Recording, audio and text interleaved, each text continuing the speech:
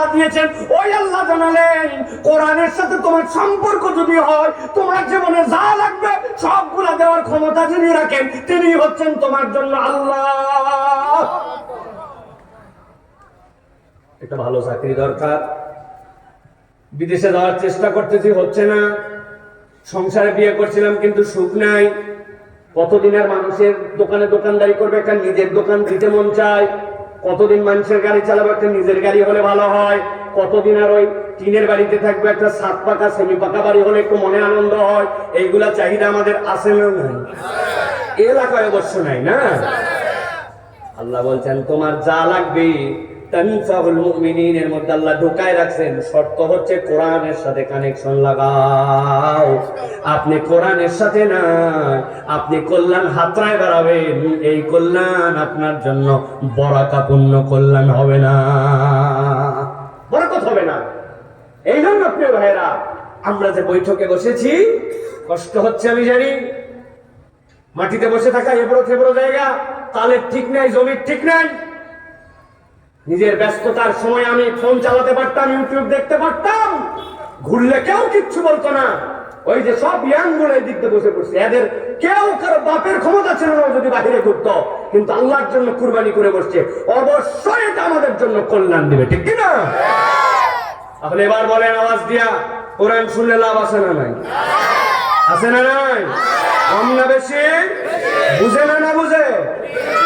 এইবার অন্তত বলতে পারবো আব্দুল্লাহ সাইফুল্লাহ ভাই আমাদেরকে ন্যূনতম একটা বুঝ দিছে কোরআনের দলিল থেকে, যে কোরআনের সাথে সম্পৃক্ত হলে আমার ভাগ্যের চাকা পরিবর্তন করে যিনি দিবেন তিনি হচ্ছেন আল্লাহ, ঠিক কিনা? তাহলে আমরা কোরআনুল কারীম শুনতে রাজি আছি ইনশাআল্লাহ।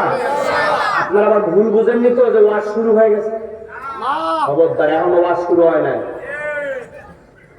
কেবল একটুখানি সাইড দিয়ে যেরকম আপনারা কাপড় দিচ্ছেন যে আমাদের প্যান্ডেল কোন পর্যন্ত একটা মাপ বোঝানোর জন্য আইল দিচ্ছেন, ব্যারিয়ার দিচ্ছেন, আমি ওরকম একটা আইল দিলাম কেবল যে কারা কারা আমার সাথে আছে এই গ্রুপ বোঝার জন্য। এবার আপনারা যদি বলেন তাহলে আমরা কোরআন থেকে কিছু কথা বলবো ইনশাআল্লাহ। রাজি আছেন ইনশাআল্লাহ? রাজি আছেন ইনশাআল্লাহ? আপনাদের এলাকায় সব মাহফিলে এতগুলো লোক হয় না?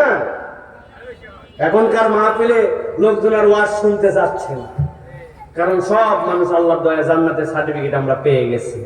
হাসিনাও গেছে, জান্নাতও হয়ে গেছে আমাদের, ঠিক না?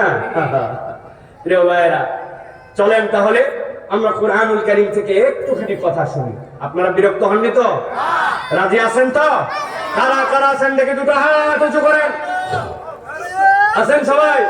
থামো থামো থামো থামো থামো, হাত তোলো, খালি তুমি, তোমার দায়িত্ব হাত তোলা। সোজা করে হাত তোলেন, হাত নামান। হাত তুললে ভালো করে তুলবেন, নাহলে তুলবেন না, জোরাজোরি নেই। আমি বলছি হাত সোজা করেন, এরকম করে। এবার কি হাত সোজা করা হয়? আরেকজন বলছে হ্যাঁ হুজুর ঠিক আছে। হয়নি এটা? বাচ্চা কাচ্চা যেরকম করে তুলছে, কানের দুই ধার দিয়ে টান টান করে দুই হাত সোজা করে তোলে। মুরব্বী যারা পারবেন না মা, আর যারা পারবেন সোজা করেন। সোজা করছেন? এই হাত তোলো, বাচ্চা কাচ্চারা তোলো, আব্বা তোলো, হাত তোলো। সোজা হইতেছে বা? আরেকবার হাত নামায় টান করে তোলেন তো, এবার একসাথে তোলেন তো, রেডি? হাত তোলেন, সোজা, হ্যাঁ সোজা করেন, সোজা। মাজাটা একটু টান দেন পিছনে, একটু ডাইনে দেন, একটু বামে দেন, একটু সামনে। এবার এবার একবারে পিছনে টানে দেন, দুই হাত তোলেন। বলছেন সবাই, এবার গলাটা পরিষ্কার করেন। বড় ভাই বাম হাতটা দিক নেন, হ্যাঁ তুলে দেখেন, মজা পাবেন। হাত সোজা করেন বাবা, আপনার বয়স আমার বয়স কাছাকাছি তো, তুলেন। হ্যাঁ মুরব্বীরা মা, হাত সোজা হয়েছে, গলাটা পরিষ্কার দেন, সুপারি গুলা সরান। পেছনে আওয়াজ হচ্ছে না, গলা সাফ করেন। পিছনে আমার তরুণেরা সব জায়গা হচ্ছে না মাহফিলে, দাঁড়ান থাকি দেন একটা। সোজা হয়েছে, হাত সোজা হয়েছে, সোজা সোজা নড়াচড়া দেন, জোরে জোরে জোরে, একজন আরেকজনের সাথে লাগা লাগবে। হ্যাঁ নড়াইছেন, এবার হাত সোজা করেন, এবার সোজা। হ্যাঁ এবার বুক বরাবর নেন, এই বরাবর। এবার একটা আমরা তাকবীর দিতে চাই, পারবেন ইনশাআল্লাহ? ইতিহাস ব্রেক করা একটা তাকবীর হবে। 11 বছর মাহফিল হচ্ছে, কিন্তু মজিদার পাড়ায় এরকম আওয়াজ হয় না। এরকম একটা তাকবীর দিতে রাজি আছেন ইনশাআল্লাহ? ফাঁকি মারবেন না তো? কক্সবাজারের লোকের কিন্তু একটা ফাঁকি দেওয়ার অভ্যাস আছে। না না আছে, আল্লাহ যেমন বলেন। আমি গেছি কক্সবাজারে, আমি তো ওয়াজ করছি, আপনি জানেন না। 3 নম্বর ওয়ার্ডে গেছি, যাই অনেক পাম্প করতে যে তকবীর দেওয়া হয়েছে, নারায়ে তকবীর। এক মুরব্বী উত্তর দিছে আল্লাহু আকবার। আমি চিন্তা করলাম, আল্লাহ এতক্ষণ পাম করতে দিলেন, এই পাম দেওয়ার পরে উনি যে উত্তর দিচ্ছে, ওই দিন বলছি কক্সবাজারে পাম দিয়া কাম মন থেকে না আসলে পাম দেখো। কারণ ধরেন একটা কত উৎসাহ দিচ্ছে, একটা তাকবীর দিত আল্লাহর জন্য, দ্বীনের জন্য, ইসলামের জন্য, শয়তান তাড়ানোর জন্য, নারায়ের তাকবীর, আল্লাহ শেষ। সামনের মুখ দিতে পিছনে হলে তো এটা মানা যায়। আজকে এরকম ফাঁকি দিবেন না তো ইনশাআল্লাহ? বুকের তো হাত নামাই ফেলছেন নাকি? দুই হাতটা বুক বরাবর একবারে দেবেন। আমি লিল্লাহে তাকবীর, আল্লাহু আকবার। রেডি সবাই? রেডি? ও ভাই রেডি? আপনি কেমনে রেডি? এক হাতে ধাক্কা দিয়ে রাখছেন আপনি। রেডি সব? রেডি? দেখে তো তাকবীর দেন, লিল্লাহে তাকবীর, লিল্লাহে তাকবীর। আল কোরআনের আলো, আল হাদিসের আলো, তোমার নেতা আমার নেতা, তোমার নেতা আমার নেতা, আলেম ওলামা যেখানে, আল্লাহর আইন যেখানে, কোরআন সুন্নাহ যেখানে, গান বাজনা যেখানে, মদ গাঁজা যেখানে, চান্দাবাজি যেখানে, ধান্দাবাজি যেখানে, লিল্লাহে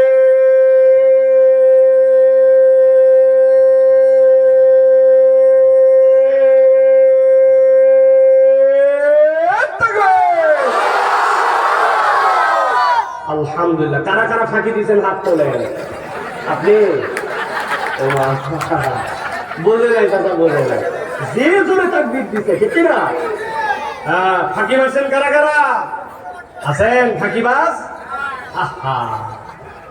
আল্লাহু আকবারের ধ্বনি শয়তান সহ্য করতে পারে না, ঠিক না?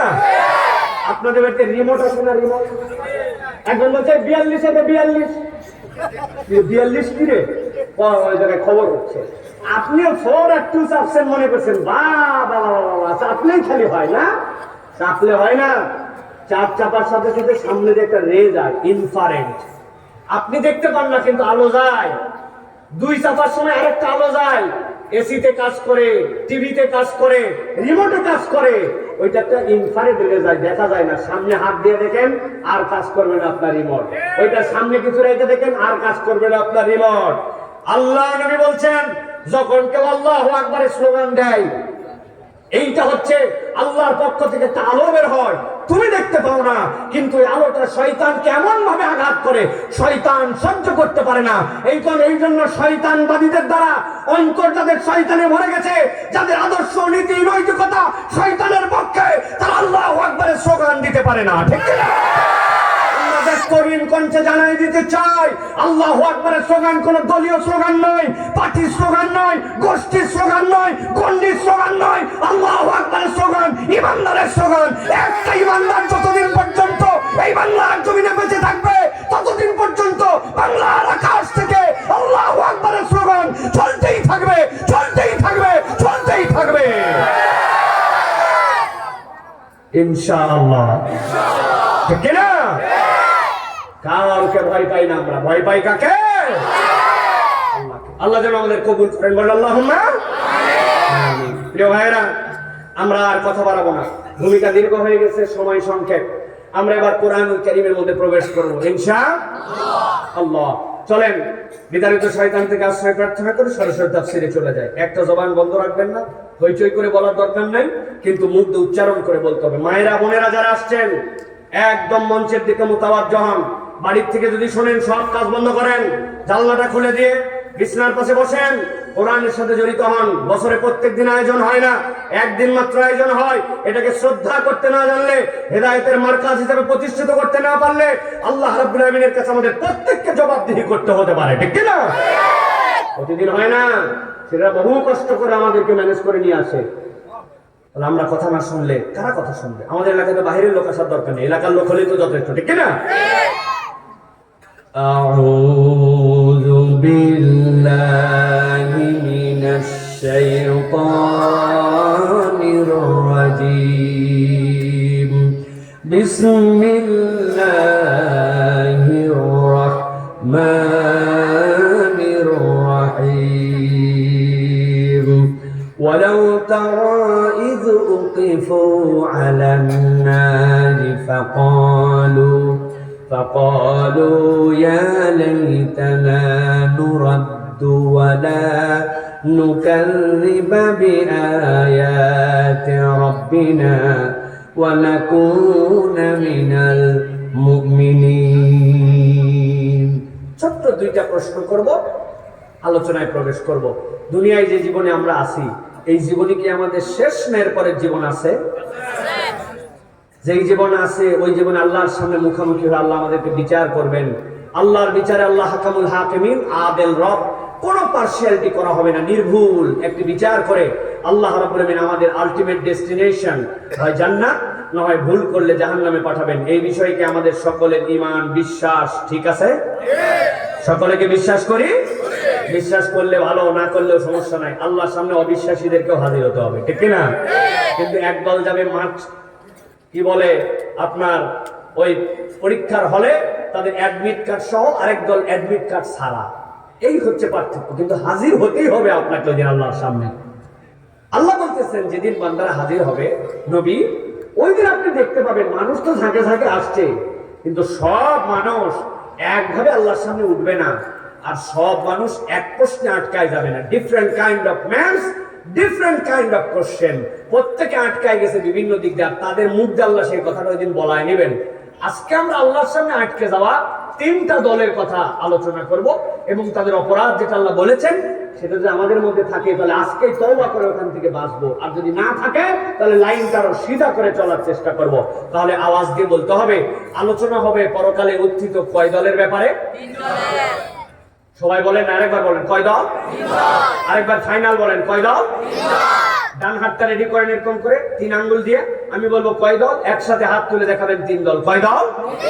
সব হাত ওঠে নাই, ওয়ান মোর টাইম, কয় দল? হাত নামান, একসাথে তুলেন, কয় দল? অনেকে চিন্তা করছে এত হাত তুলেন আপনি, যা বিরক্ত করলেন। দশম মাহফিল হয়েছিল না এই জায়গায় গত বছর? বক্তা ছিল না, ওয়াজের সাবজেক্ট ছিল না? বলেন 10 জন বলেন, 100 টাকা করে দিব যে হুজুর গত বছরের ওয়াজের সাবজেক্ট এইটা ছিল, দ্বিতীয় বক্তা এটা বলছিল। বলেন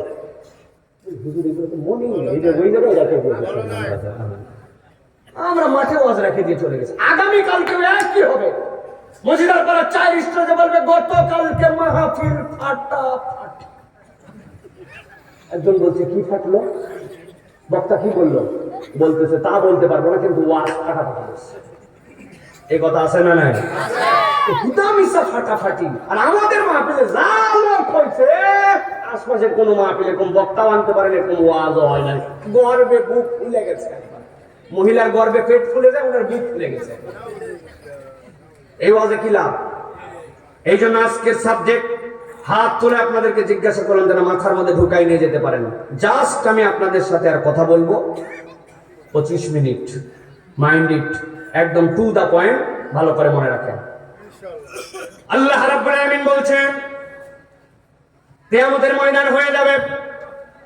বান্দারা আল্লাহর নবীর জন্য দোয়া করেছিল, আল্লাহুম্মা রাব্ব হাযিহিদ দাওয়াতিত তাম্মা ওয়াস সালাতিল কায়িমা আতি মুহাম্মাদানিল ওয়াসিলাতা ওয়াল ফাযিলা ওয়াদ দারাজাতার রাফিআ وابعثه مقاما محمودا الذي وعدته। আল্লাহ নবীকে এমন মাকামে মাহমুদে বসাও যার প্রতিশ্রুতি তুমি দিয়েছিলে। মুফাসসিররা সালাফরা ব্যাখ্যা করছেন আল্লাহ নবীকে আল্লাহ মাকামে মাহমুদে বসাবেন, সেটা যে কি মর্যাদা আল্লাহ ছাড়া কেউ জানে না। কিন্তু তার একটা পাঠ হবে যেই ময়দানে আল্লাহ রাব্বুল আমিন তার সামনে সবাইকে রেখে দিবেন, আল্লাহ নবীকে এমন সম্মানিত আসনে বসাবেন, হাসরের ময়দানটা আল্লাহ নবীর চোখের সামনে আল্লাহ দাঁড় করায় দিবেন। আল্লাহ বলছেন নবী আপনি ওই ময়দানে দেখতে পাবেন কতগুলো লোক হাজির হয়েছে। ওয়ালাউ তারা ইযু কিফু আলান নারি ফাকালু ইয়া লাইতানা।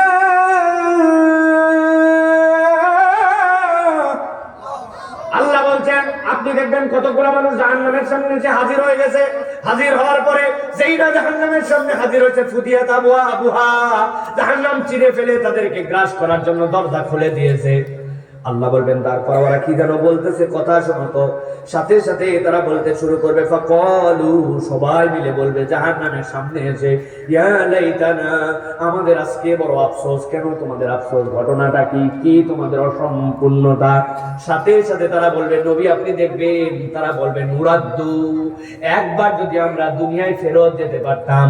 ফেরেশতারা সাথে সাথে বলবে, ব্যাককল কোথাকার, দুনিয়া থেকে তো তুই এখানে আসছিস, বিচার করার পর জাহান্নামে পাঠাবে, এখন আবার দুনিয়ায় কেন যেতে চাস? চিৎকার দিয়ে বলবে, এমনি দুনিয়ায় যেতে চাই না। দুইটা ব্যাপারে আমাদের গাফলতি ছিল, তোমাদের কাছে আজকে বলেই দে, এবার যদি দুনিয়ায় যাই, ওয়ালা নুকাযযিবা বিআয়াতি রাব্বিনা ওয়া নাকুনা মিনাল মুমিনিন। ওই মানুষগুলা বলবে, একবার যদি আমি এবার দুনিয়ায় যেতে পারি, দুনিয়া আমি আল্লাহর আয়াত 100% বিশ্বাস করে আসছিলাম না, এবার গেলে সব আয়াত বিশ্বাস করব। আর এবার যদি যাই, এবার আমরা পাক্কা ইমানদার হয়ে আসবো। আওয়াজ দিয়ে বলেন, ওই দিন ভুল ভ্রান্তি স্বীকার করে দ্বিতীয়বার দুনিয়ায় আসতে চাইলে কি আসা যাবে? কিন্তু এই মানুষগুলা বলবে, দুনিয়ায় আমরা আল্লাহর আয়াত অস্বীকার করেছিলাম। আপনাদের এখানে যদি জিজ্ঞাসা করে বলেন তো ভাই, আমরা কি আল্লাহ কোন আয়াত অস্বীকার করছি? বলছি তো না, কিন্তু একটু হিসাব বরাবর করে দিলে তো ধরা খায় যাব। জুম্মার দিনে আযান হয়েছিল, ইযা নুদিয়া লিস-সালাতি মিন ইয়াউমিল জুমআহ ফাসাউ ইলা যিকরিল্লাহ ওয়া যারুল বাই। আল্লাহ বলছে জুমার আযান হয়ে গেছে, ব্যবসা বন্ধ, ধান কাটা বন্ধ, বাইক চালানো বন্ধ, ইজি বাইক বন্ধ, সব কাজ কাম বন্ধ, মসজিদে আল্লাহর জিকিরের জন্য যাও। সবাই আসছিল তো? সবাই আসে নাই। তারপরে আসে নাই, তারপরে আসছে তো কোনো একটা সময়, কোন সময় 1:15 যখন বাজে, আসার পরে মসজিদে ঢুকে নাই, মসজিদের বারান্দার সামনে আড্ডা মারতেছে, মোবাইল চাপতেছে, ডানে ঠেলে বামে ঠেলে। হঠাৎ করে মসজিদ থেকে খবর আসছে, কদ কামাতিস সালাহ, কদ কামাতিস সালাহ। তখন ওই ব্যক্তির মাথায় মুছে আসছে, শিশুর কাটে দৌড়, এক জুতা বাহিরে, আরেকটা মসজিদের বারান্দায়। আছে না নাই? তারপরেও তো অন্ততপক্ষে জুমার নামাজটুকু আদায় করছি। কিন্তু আমার জিজ্ঞাসা, যে আল্লাহর ডাকে তুমি কদ কামাতিস সালাহ বলে সবটাই জুমার দিনে শিশুর কেটে গেলে, ওই আল্লাহ না তোমারে আসরে ডাক দিছিল হাইয়া আলাস সালাহ, মাগরিবে ডাক দিছিল হাইয়া আলাল ফালাহ। তাহলে কোন আল্লাহর আহ্বানে তুমি জুমা পড়লে, আর কোন আল্লাহর আয়াত অস্বীকার করে তুমি আসর মাগরিবে ঘুরে বেড়ালে, কিন্তু মসজিদের নামাজে আসলে না? আওয়াজ করে বলছিলাম আল্লাহর আয়াত অস্বীকার করি না, কিন্তু আমাদের চাল চলনে আমরা দেখি কিছু মানি না। কথা বললেন না তো? ঠিক না? আপনি খোঁজ করলে কোন শত শত লোক খুঁজে পাবেন। আপনাদের এলাকায় আছে কিনা জানি না, মুরব্বীর কাছে একজন গেছে, এত বড় দাড়িওয়ালা, প্রতিদিন মিনিমাম 10টা পান খায়, খিলাল করতে করতে অবস্থা খারাপ। আছে না না? তরমুজের বিচি তো আর কি লাল, উনার দাঁত তার থেকে লাল। মুরব্বীর কাছে বলছে, আসো বসা সারা 1000 টাকা হাওলাত দেন। ইয়ার কি মারিস না সার?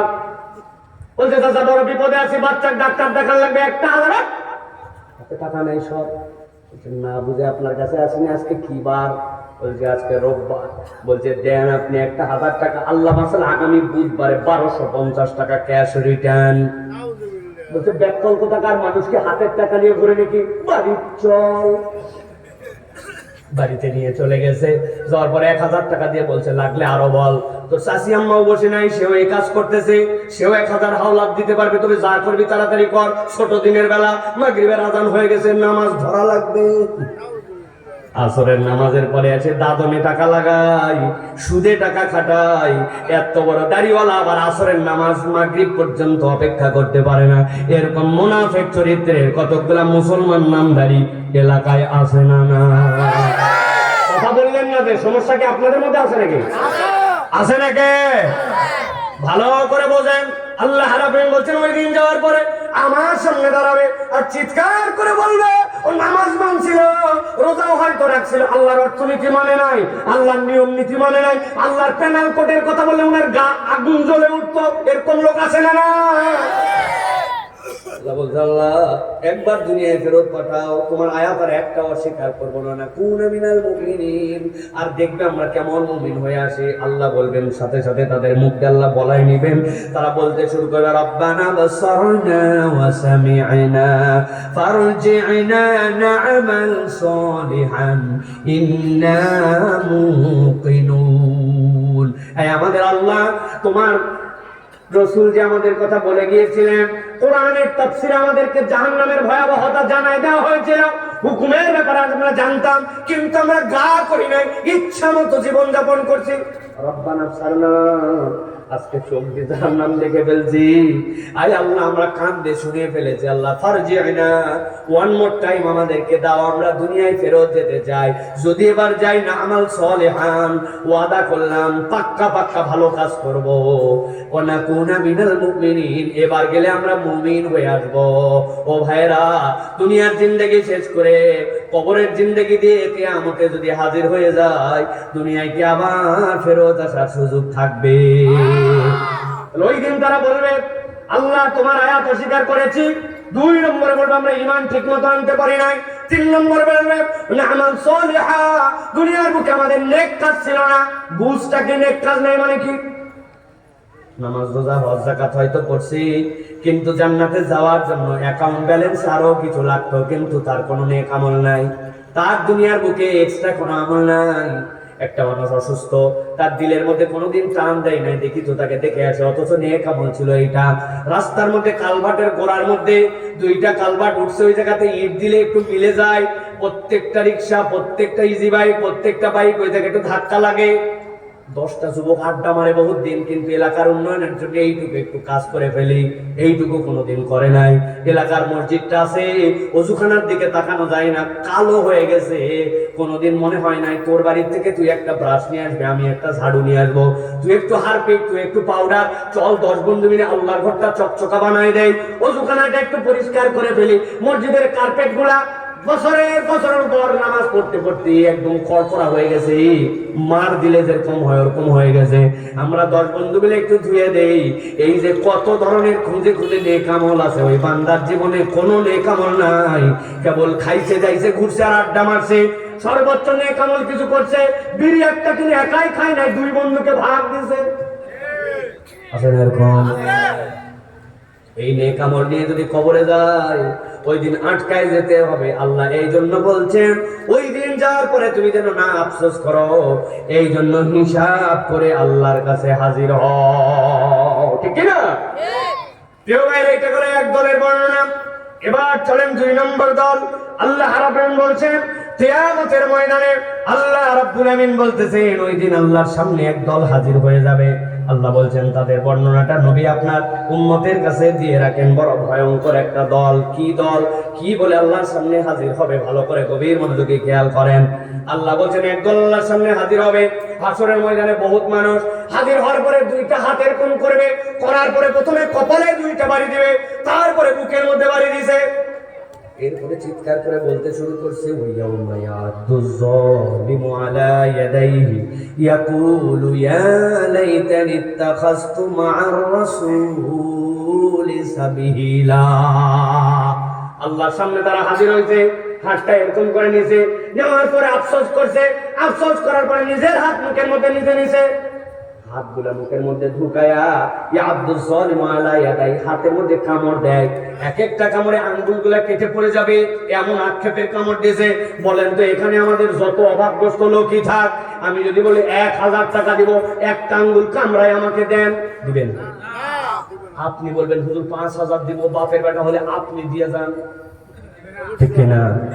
কিন্তু ওই দিনে ওই ময়দানে একদল লোক নিজের হাতে কামড় দিবে। আরে মুরব্বী মানুষ তো বাদ দেন, ছোট বাচ্চা পর্যন্ত নিজের হাতে নিজে কামড় দেয় না। আমার তো অনেকগুলো বাচ্চা কাচ্চা, আমার যেটা 2 নম্বর বেটি, ওর মা একদিন বলতেছে, আমাদের আর ইজ্জত নাই। কেন? ওর বয়স তখন 2 বছর প্লাস। কি হয়েছে? বলে, এক মেহমান আমাদের বাড়িতে বেড়াতে আসছিল, তোমার মেয়ে লাফ দিয়ে তার কোলে গেছে, যাইয়া এই জায়গায় কামড় দিছে। সেই মেহমান না পারে দেখাতে, না পারে ডলতে, না পারে সইতে, এই জায়গায় কামড় দিলে খবর আছে না নাই? যারে তারে কামড়ায়, ওই মান সম্মান আর ওস্তাদ দিছে একটা, ওস্তাদের কামড় দিয়ে দিছে একদিন, এরা তাড়াতাড়ি সাইজ করো, কেমনে কি করবা। আমি চিন্তা করলাম কোন একটা বুদ্ধিতে তোর কামড় বন্ধ করা দরকার। একজন ওরে ডাক দিছি, মায়ের দিকায় আসার পরে বলছি কি কি লাগবে বলো।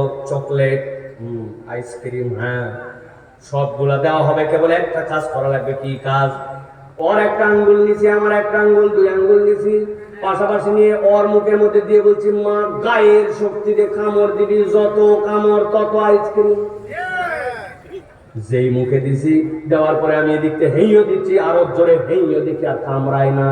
আমার মুখের ভাগে পড়লে কামড় দেয় না, ওখানে ওরটা খালি চুপ করে বাই করে। 2.5 বছরের বাচ্চা বোঝে তার হাতের মধ্যে কামড় দিলে ব্যথা লাগবে। আইসক্রিমের লোভেও কামড়ায় না, চকলেটের লোভেও কামড়ায় না। আল্লাহ বলছেন হাসরের দিনে একদল লোক হাজির হয়ে গেছে। ইয়াউমা ইয়াদুজ জালিমু আলা ইয়াদাইহি, আল্লাহ বলছেন ওই যে জালেমরা হাজির হয়ে গেছে আর হাতের মধ্যে কামড় দিচ্ছে। কি বলে বলে কামড় দেয়? আল্লাহ বলছেন তারা বলতে শুরু করেছে, ইয়াকুলু ইয়া লাইতানি ইত্তাখাযতু মা রাসূলি সাবিলা।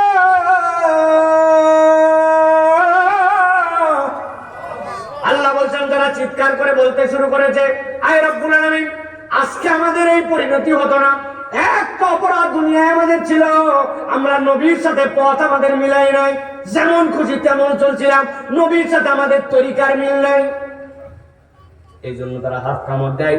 আর আল্লাহর কাছে জালেমের দপ্তরে নাম উঠে গেছে। একটু হিসাব করে দেখেন, এই মামলার আসামিতে আপনার আমার নামও উঠে যেতে পারে, ঠিক না? বয়স হয়ে গেছে 50, এখন আমাকে দাড়ি নাই, কি ব্যাপার, সব বিয়ে করবেন আবার? কি কই না বাবা, রাখতে চাই, কিন্তু তোমার চাচি আম্মা লাইক করে না, উনার বউ লাইক করে না, জন্য উনি দাড়ি রাখে না। এরকম কতগুলা মহিলা মার্কা মরদ আছে না নাই? কথা বলতে আছে না নাই? আসলে কোনো সমস্যা নাই, নবীর সুন্নাতের তোয়াক্কাও করে না, নিজের মন পছন্দ জীবন চালায়। তাছাড়া পুরুষ মানুষ দাড়ি রাখবে কি রাখবে না, এটা কি মহিলার কাছে সিদ্ধান্ত না লাগবে? ব্যাকল কোথাকার। তোমার হাতের নিচে পশম ওঠে না, ওঠে না? কথা বলেন। তোমার নাভির নিচে পশম ওঠে না, ওঠে না? এইগুলা কাটা লাগবে কি লাগবে না? ইসলাম বলছে কিনা? ইসলাম বলছে কোনটা উঠবে আর কোনটা কাটা লাগবে। তো তোমার যেটা কাটা লাগবে সেটা তোমার হুঁশ নাই, আর যেটা রাখা লাগবে সেটা তুমি উল্টা পাল্টা করো। ব্যাপার কি? তোমার মহিলা ক্যারেক্টার কেন, ঠিক কিনা? কোথাকার কোন মহিলা যদি আমাকে 1 লাখ টাকা পাঠায় দিয়ে বলছে, হুজুর একটু দোয়া করেন, আপনাদের দাড়ি দেখতে আমাদের কলজা জুড়ায় যায়, আল্লাহ যেন আমার একটু দাড়ি উঠায়। মসজিদের পাড়ার মাহফিল আমরা দোয়া করছি, আল্লাহ এক বনে 1 লাখ টাকা দিয়েছিলাম, এত হাজার হাজার মানুষ দিয়ে আল্লাহ আমি মুসাফির তোমার কাছে ফরিয়াদ করলাম, আমার বোনের মুখে তুমি দাড়ি উঠায় কাম হবে? 2 লাখ দিলে হবে? তাহলে সেই মহিলার এই কবিয়ত নাই, দাড়ি উঠবে না, ওই মহিলা কামনা করলেও পায় না। আর আল্লাহ আপনার দেওয়ার পরে আপনি কোন আমার বয়স হয় নাই, দেখতে আনস্মার্ট লাগে, পছন্দ হয় না। আপনি যদি দাড়ি রাখাকে আনস্মার্ট বলেন, আপনি ওয়াইন্নাকা লাআলা খুলুকিন আযীম, নবীর উপরে আপনি কালিমা লাগাই দিয়েছেন, আল্লাহর নবীকে আপনি অপছন্দ করে ফেলছেন, এই কথা বুঝে বললে আপনার ঈমান চলে যেতে পারে। বুঝ করে কথা বলেন, আপনার ঈমান চলে যেতে পারে। ঢাকায় নাকি এক শিক্ষক এক ছাত্রকে বলছিল, দাড়িটা তার এরকম, এদিক নাই ওদিক নাই, খালি কত মানুষের আছে না এদিক খালি। আপনাদের এলাকায় রাম ছাগল আছে না? ছাগলের দাড়ি হয় না। ওকে দেখে বলছে, তোকে দেখতে তো ছাগল ছাগল লাগে। নবীর দাড়িকে নিয়ে কটাক্ষ করছে, কিন্তু ছেলে বড় স্মার্ট। ছেলে বলছে, sir you are absolutely right, আপনি যা বলছেন কথাই 100 ভাগ ঠিক। স্যার তো ঘাবড়ায় গেছে, আমি চেতানোর জন্য বললাম, এই বেটা উল্টা কথা বলে। বলছে, স্যার আপনি একটুকু ভুল বলেন নাই, আমি নিজেও দেখছি আমার এলাকায় অনেক ছাগলের দাড়ি আমার মতো। আমার তাই তো আপনি বলছেন, রাগ করবো কেন? তবে সাহস দিলে আপনাকে একটা কথা বলতে চাই স্যার। বল বল বাবা বল। বলছে, স্যার আমার গাড়ি এরকম জন্য আমাকে দেখতে ছাগল ছাগল লাগে, তবে আপনার চেহারার দিকে আমি যতবার তাকাই আপনাকে দেখলে কুত্তা কুত্তা লাগে। আপনার এলাকায় কুত্তার দাড়ি উঠে তো? আমার কোনো কিছু বলার নাই, আমার উপর রাগ করলে করেন। কিয়ামতের দিন আল্লাহ রাব্বুল আলামিন বলতেছেন, সূরা ফুরকান 27 নম্বর আয়াত। ওই দিন যাওয়ার পরে বলবে ইয়াউমা ইয়াদু যালিমু আলা ইয়াদাইহি ওয়া ইয়াকুলু ইয়া লাইতানি ইত্তাখাযতু মা'আর রাসূলি সাবিলা। আমি আল্লাহর নবীর তরিকা বুঝছিলাম, বোঝার পরেও নেই নাই। আজকে নবীর তরিকা না নেওয়ার কারণে আমার এই পরিণতি। হাত কামড়ায় ওই দিন কুল হবে না, লাভ হবে না। তাদের দাঁড়িয়ে আছে, তারা খুশি হয়ে গেছে, যাক বেঁচে গেলাম। কিন্তু উনি যে আলখালে জমি, এটা কোন আল্লাহর নবীর তরিকা? জমিতে কোপায় আগে আপনি জমি আগান আছে, কারা কারা হাত তোলেন দেখি। আপনি আপনার ছেলে মেয়ের জমির মধ্যে বেইনসাফ করে দিলেন, অথচ মুরব্বী হয়ে গেলেন। আপনার বাপ বলে গিয়েছিল তুই আমার বড় বেটা, তুই আমার ছেলে মেয়েদের মধ্যে ভাই বোনের মধ্যে জমি ঠিকঠাক মতো বন্টন করে দিস। আজ পর্যন্ত বোনের জমি হক মতো আদায় করে নাই। উনার মরার বয়স হয়ে গেছে, এত বড় দাড়ি, কাজ হবে তো? বাটাম ঝরঝরা করে দেবে একবারে। বিদেশে আমার শ্রমিকরা কামাই করলো, আর ওই টাকা আপনার দেশে প্রেরণ করে দিল। প্রেরণ করে দেওয়ার পরে এক শ্রেণীর লোক ওই টাকা নিয়ে আবার বিদেশ চলে গেল। ওই বিদেশে যাওয়ার পরে বাড়ি গাড়ি বানালো।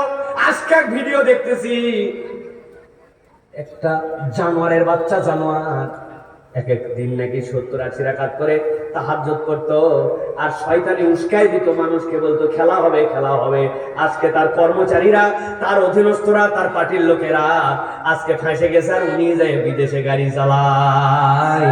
মনে করছে পার পেয়ে গেছি, এই দিন দিন নয়, আরো দিন আছে, ঠিক না? রাস্তাঘাট খাইয়ে ফেলছে, ব্রিজ কালভার্ট খাইয়ে ফেলছে, দেশের টাকা বিদেশে পাচার করে দিছে, ধরা পড়ে নাই, চিন্তা করছে বাইচে গেছে, তাই না? আল্লাহ বলছে প্রত্যেকটা ক্ষেত্রে জুলুমের হিসাব আল্লাহর কাছে বরাবর করা লাগবে। আপনি বাইরে কি সুন্দর মানুষ, বাপরে হাসি খুশি জেন্টলম্যান, কিন্তু বইয়ের কাছে যাওয়ার পরে আস্ত দাজ্জাল আছে না? কথায় কথায় বইয়ের গায়ে হাত তুলে, বইয়ের সাথে গালাগালি করে, বেশি মুখ খারাপ হলে ময়াকার গয়েদির ভই বলে, বানান করে দেয়। ময়াকার গয়েদিরকে বানান করি, আপনারা তো জানেন না, না? আরে কক্সবাজারের লোকের মুখ খারাপ ভাব। আল্লাহ হেদায়েত দান করুন।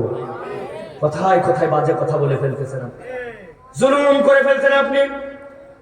ওই মহিলার সাথে আপনি রাগারাগি করতে পারেন, মেজাজ খারাপ হলে কথা উঁচু হতে পারে, কিন্তু আল্লাহ নবী বলছেন সিবাবুল মুসলিমি ফুসুক ওয়া কিতালুহু কুফর। আপনি কাউকে গালি দিতে পারবেন না, আপনি পরনিন্দা করে পিছনে তার অপবাদ রটাতে পারবেন না, তার ব্যক্তির অনুপস্থিতিতে তার দোষ ত্রুটি আলোচনা করে তার ব্যক্তিত্বকে নষ্ট করতে পারবেন না। এগুলা প্রত্যেকটা জুলুম। আপনি খালি জুলুম মানে মনে করছেন ওই সরকারি দলের জুলুম আর জজকোর্ট হাইকোর্টের জুলুম, না না না, নিচ থেকে উপর পর্যন্ত প্রত্যেকটা জায়গায় জুলুমের হিসাব বরাবর করা লাগতে পারে, ঠিক না? আপনি সন্তানের উপরে জুলুম করছেন, হুজুর আমি কোনদিন মারি নাই। আরে মারেন নাই কেন? না মারি জুলুম করছেন, এই আবার কোন কথা? আপনার সন্তান একদিন সকালবেলা প্রাইভেটে যায় না, 8টার দিকে বাপ আর মা মিলে ধোলায় দিচ্ছে, পাশের বাসার থেকে বলছে মারো না মারো না, এত মারতে হয় না, মারবো না মানে গণিত বুঝে না, একটা টিচার পাওয়া যায় না, আমিরাবাদের সেরা টিচারকে দিচ্ছে, মাসে মাত্র 8 দিন পড়ায় 2000 টাকা, বদমাই। 8টার সময় ঘুম ভাঙে না, কথা ঠিক কিনা? আপনি 8টার সময় মারছেন কোচিং এ না যাওয়ার জন্য, কিন্তু নবী বলছিলেন 7 বছর থেকে নামাজের আদেশ দাও, 10 বছর থেকে মাইল লাগাও। আপনি আদরের জ্বালায়, সোহাগের জ্বালায় আপনার সন্তানকে 15 বছর হয়, আপনার খায়, আপনার পরে আপনার টাকায় চলাফেরা করে, বাইক কিনে দিয়েছেন, কিন্তু নামাজ পড়ে না, মায়ের দেন নাই জীবনে। এই মায়ের না দেওয়ার জন্য আপনি জালেম হিসাবে আল্লাহর কাছে উঠবেন। এরকম পরিবার আল্লাহর দয়ায় আমাদের মসজিদার পাড়ায় না। যাক, আর বললাম না কারা কারা আছেন হাত তোলেন, আর বললাম না, আপনারা মিলাই নিন। তাহলে এই পয়েন্টে আমরা পেলাম, সব হতে পারি, আমরা জালেম হব না, ঠিক কিনা? 3 নম্বরে এবার চলেন, শেষ পয়েন্ট আমাদের আজকে। আল্লাহ রাব্বুল আলামিন বলতেছেন কিয়ামতের ময়দানে একদল লোক আল্লাহ রাব্বুল আলামিনের সামনে এসে হাজির হয়ে যাবে। গভীর মনোযোগ তরুণেরা, যুবকেরা, আমি যেখানে চোখ দিয়ে তাকাই এখন যা দেখতে পাচ্ছি সবগুলা কেবল তরুণ আর যুবক দেখতে পাচ্ছি। সুবহানাল্লাহ। ইয়াংরা হাজির হয়ে গেছে, আপনি পিছনে দেখতে পাচ্ছেন না, জন্য বুঝতেছেন না মাঠে জায়গা নাই। সবগুলা ছুটে এসে পঙ্গপালের মতো বসে গেছে। তরুণেরা, ও আমার ইয়াং ম্যানেরা, দেখতে আমাকে ছোট মনে হলেও আমার মনে হয় আমি তোমাদের থেকে বয়স পার করে আসছি ভাই। ইউনিভার্সিটি শেষ করছি, ইউনিভার্সিটি শেষ করার পরে এমফিল করছি, পিএইচডি করছি, বয়স তো একটা পার হয়েছে। দেখতে দেখতে 4 সন্তানের বাপ হয়েছি, 40-এ ধাক্কা মারার বয়স হয়ে গেছে। এই জন্য আমি তুমি বলে সম্বোধন করে বলছো ভাই, তোমাদের এই জিন্দেগি আমাদেরও ছিল, তোমাদের জিন্দেগি পার করে কিন্তু এখানে আসছি। আমি আব্দুল্লাহ সাহেবুল্লাহ যখন বল করতাম, আমার বল খেলা বিরাট খেলা ছিল। আজহারি ভার্সেস নন আজহারি খেলা হয়েছে, ওই খেলায় আমার বোলিং এর চোটে আজহারি উধাও। তার মানে আমি যে খেলি নাই তা নয়, আমরা যে একবারে মনে করছো হুজুর হয়েছিলাম তা নয়। কিন্তু একটা পয়েন্টের কথা এখন বলবো যে আল্লাহ রাব্বুল আলামিন ট্র্যাকটা কিভাবে ঠিক রাখলেন একটুখানি মগজ দিয়ে শোনো। আল্লাহ কোরআনুল কারীমের মধ্যে বলছে হাসরের দিনে সবচেয়ে ভয়াবহ লাস্ট একটা গ্রুপ আল্লাহর সামনে হাজির হবে। গভীর মনোযোগ। আল্লাহ বলছেন তারা চিৎকার করে বলতে শুরু করবে, ইয়া ওয়াইলাতা লাইতানি লাম আত্তাকিল ফুলানান খলিলা লাকাদ আদাল্লানি আনি যিকরি বা'দা ইয জাআনি ওয়া কানা আশ-শাইতানু লিল ইনসানি খাযুলা।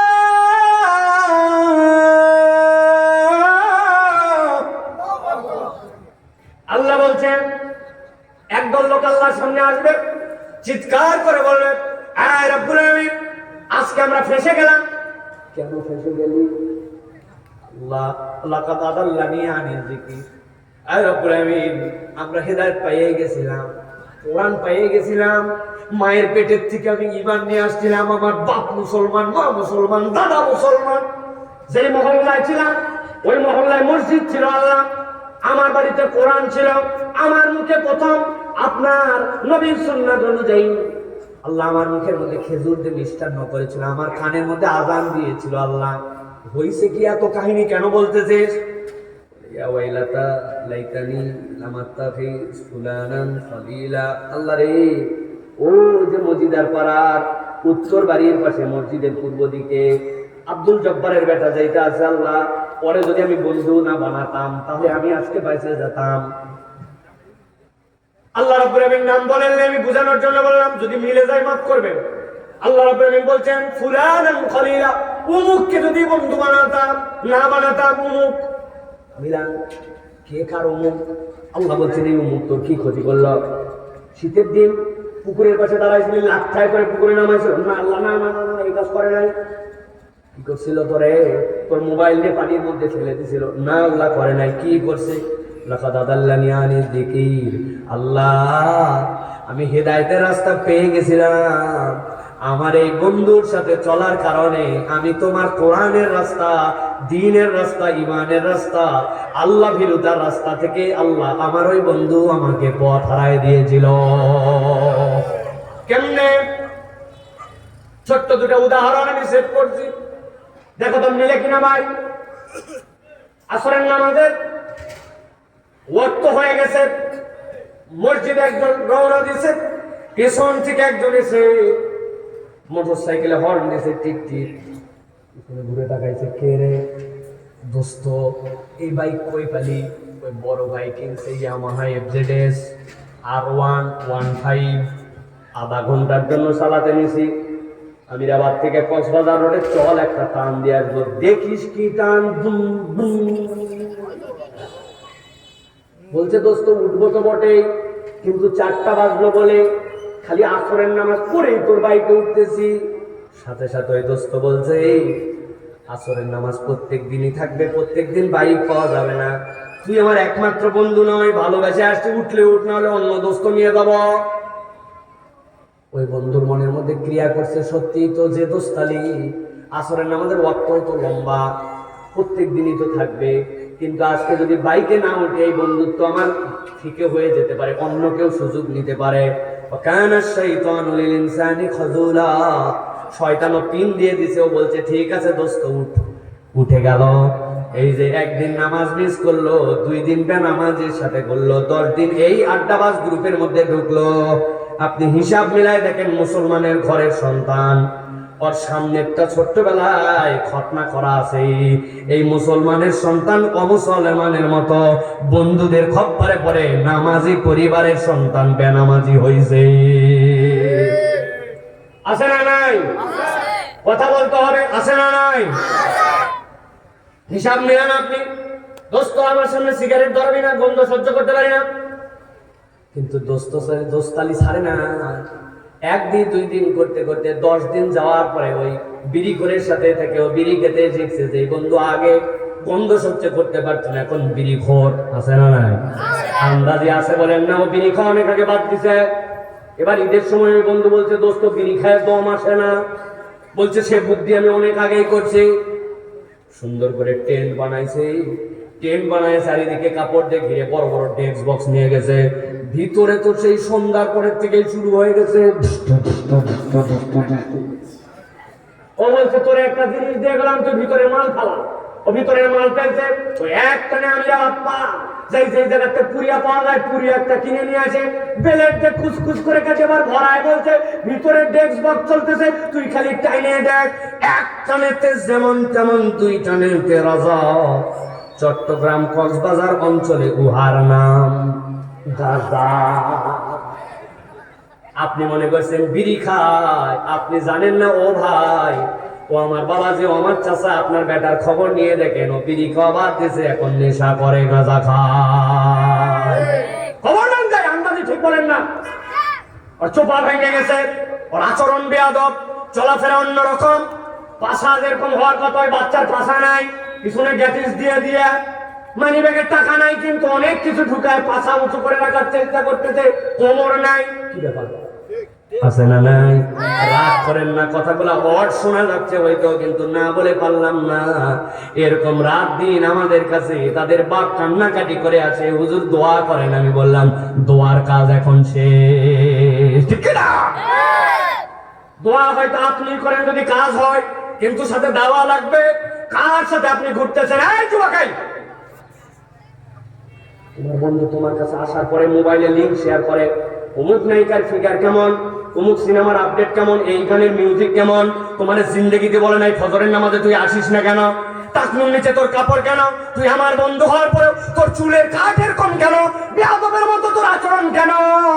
কোন মুসলমানের ঘরের সন্তান তো রমজান মাসে 1 খতম কোরআন না দিয়ে পারে না, তোর আচরণ এরকম কেন। তোমার বন্ধু কোনোদিন তোমার নামাজের খবর নাই, রোজার খবর নাই, ভালো কাজে ডাকে নাই, বাজে লিঙ্ক ছাড়া, বাজে কথা ছাড়া, মহিলাদের কথা ছাড়া কথাই বলে না, তুমি ওকে বন্ধু ভাবতেছ। আল্লাহ বলছেন ও জাহান্নামে যাওয়ার সাথী তোমার। হিসাব মিলাও, হিসাব মিলাই নাও, হিসাব মিলাই নাও। আল্লাহ রাব্বুল আলামিন বলছেন, এই শোনো, সংসদে চলো, ভালো করে বোঝেন। আল্লাহ রাব্বুল আলামিন নবীকে দিয়ে বলতেছেন, শোনা, আল মারউ আলা দীনি খলিলিহি। সেলফি ক্যামেরা আছে না? সেলফি কথা বললো না, অন করে একটু দেখো। আল্লাহ নবী এই কথাই বলছেন, তোমার সেলফিতে যেরকম তুমি তোমাকে দেখতে পাও, তোমার বন্ধুত্বের মধ্যে তুমি তোমাকে দেখতে পাবা, তোমার বন্ধুর রূপে তুমি চলো। আল মারউ আলা দীনি খলিলিহি, বন্ধুর তবিয়তেই বন্ধু চলে, ঠিক না? অনেক ডিটেলস কথা ছিল, বলতে গেলাম না। এখন চুল একটা কাটছে, বান্দর কাটিং আছে না? বান্দর নামে কোনো কাঠ আমার জানা নাই, এটা কেমন কাঠ, তবে একটা কাঠ আমি চিনি, কুত্তার ডায়রিয়া হওয়ার পরে শুকানো লেজের কাঠ। কি বলছে?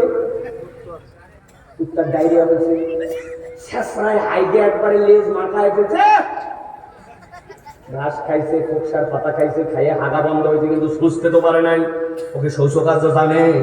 পরের দিন রোদে শুকাই গেছে, এরকম করে বাঁকা হয়েছে, এদিক দিয়ে তো চামড়া নাই, কিন্তু যেদিক দিয়ে বাঁকা হয়েছে ওই দিক দিয়ে গুগুলা সব ওই পশমের সাথে লাগে, এখন শুকাই এরকম শোকা শোকা হয়ে দাঁড়ায় গেছে। দেখবেন আপনার এলাকায় কতগুলো আছে, এদিক নাই ওদিক নাই, মধ্যে দিয়ে কুত্তার ডায়রিয়া হওয়ার পরে লেজ শুকানো কাঠ। কথা বলে, কাঠ দেখে কাটলি তুই? বন্ধুর ডেকে বলে আমার দোস্ত যেরকম কাটছে ওরকম কাট। ওই বন্ধু যদি জানতো খাজা করা হারাম, এখানে কাটবে ওখানে কাটবে, আর এক জায়গায় উঁচু রাখবে জায়েজ নাই, সব সমান করো, সব সুন্দর করো, বড় রাখো, বাবরি করো, এখানে কাট নাই ওখানে কাট নাই, এটা মুসলমানের কাট নয়, কোনোদিন ওর বন্ধু আগে বলে নাই। কেননা ও জানেই না এটা তার বন্ধু নয়, এটা তার জাহান্নামে যাওয়ার কারণ। আল্লাহ রাব্বুল আলামিন বলছেন আমার কথা শেষ, এইটুকু বিচার হয়ে যদি শেষ হতো তো কথা শেষ হতো। বিচার শেষ হয়ে গেছে, নবীজি আবার হাজির হয়ে গেছেন, মনে আছে নবীজি বসে আছেন, সব দেখতেছেন, মনে আছে তো, লাস্ট লাইন মতো আছে তো। قال الرسول يا رب إن قوم اتخذوا هذا القرآن مهجورا।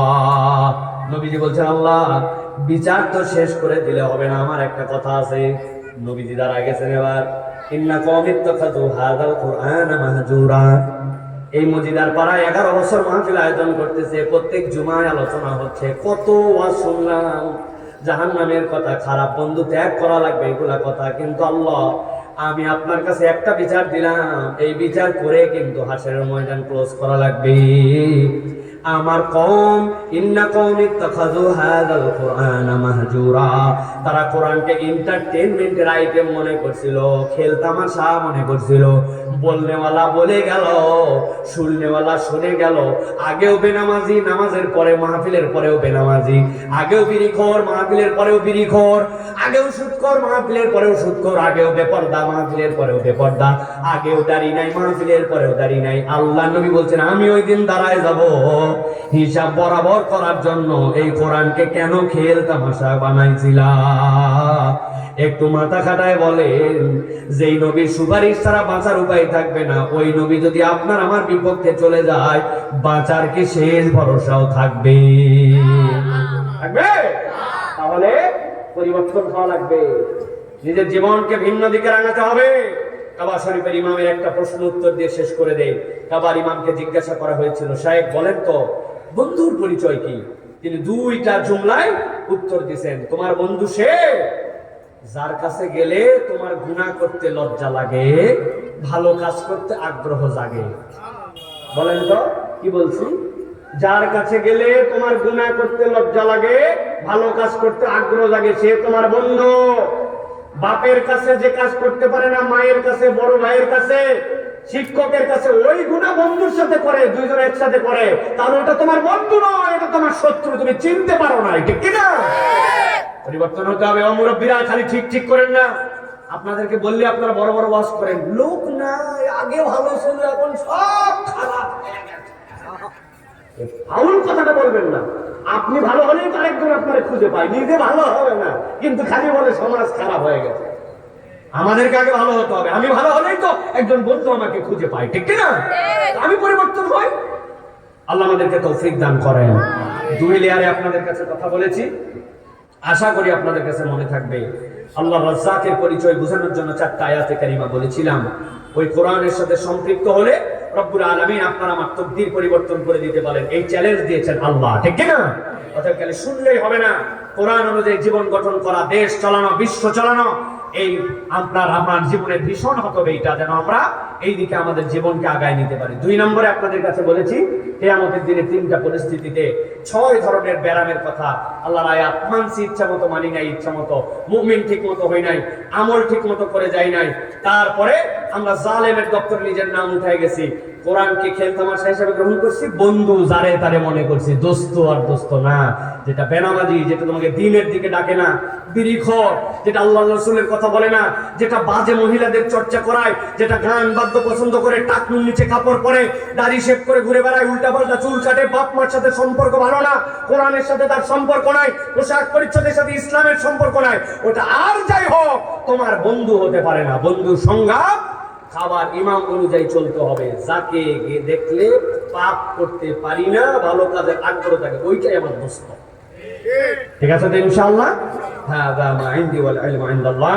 দোয়া চাই আপনাদের কাছে, ছোট ভাইয়েরা যে আয়োজন করেছে তাদের আয়োজনকে আল্লাহ যেন কবুল করেন, প্রবাসীরা সহযোগিতা করেছে আল্লাহ তাদেরকে যেন কবুল করেন। আমাদের মুরব্বীরা যারা এসেছেন, তরুণরা এসেছেন, সকলকে আল্লাহ এই সংগঠনের সাথে যারা জড়িত তাদেরকে যেন আল্লাহ কবুল। আমি অনেক শারীরিকভাবে অসুস্থ, তারপরে আপনাদের কাছে এসেছি। এটা বলার জন্য বলা নয়, আপনারা একটু খাস করে আমার জন্য দোয়া করবেন। কিডনির একটা অপারেশনের কারণে এইভাবে বসে থাকা আমার জন্য কঠিনভাবে নিষেধ। প্রত্যেকবার বসার পরে এরকম করে ব্লিডিং, প্রস্রাব হয়, কিন্তু এই ভাইদের সাথে কথা দেওয়ার পর যদি না আসি, এই জন্য অনেক কষ্টের। এই জন্য আপনারা যদি একটু দোয়া করেন, আল্লাহ কার দোয়া কবুল করে নেবেন ইনশাআল্লাহ। আমরা সকলের জন্য দোয়া করি, আল্লাহুম্মা আমিন।